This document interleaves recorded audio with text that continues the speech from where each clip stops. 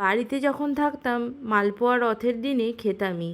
তার সাথে ছিল জিলিপি, পাঁপড় ভাজা, চপ, আরও কত কিছু। তাই আমি ভাবলাম নিজেই বানিয়ে নিই। তাই প্রথমে নিলাম 3 কাপ ময়দা আর 1.5 কাপ সুজি, তারপর এলাচ গুঁড়ো, গোলমরিচ গুঁড়ো আর মৌরিটা চাইলে তোমরা গুঁড়ো করেও দিতে পারো। তারপর অল্প একটু নুন দিয়েছি, তারপর দিয়েছিলাম চিনি, আর এখানে আরেকটু দিলাম হচ্ছে আমি কাজু বাদামের গুঁড়ো, তোমরা চাইলে কিশমিশও দিতে পারো। তারপরে দুধ দিয়ে ভালো করে এটাকে ফেটিয়ে নিতে হবে। আর 15-20 মিনিট মতো একটু রেস্টে রাখলে দেখবি ব্যাটারটা একটু টেনে নিয়েছে। তারপরে একটু দুধ দিয়ে মিশিয়ে না পাতলা না ঘন একটা ব্যাটার তৈরি করে নেবে। আর আমি দেখো পাশে বসিয়ে দিয়েছিলাম চিনির রসটা, আর দেখো এখানে যে এলাচগুলো গুঁড়ো করেছি তার খোসাগুলো ছিল ওইটা দিয়ে ফুটিয়ে নিয়েছিলাম।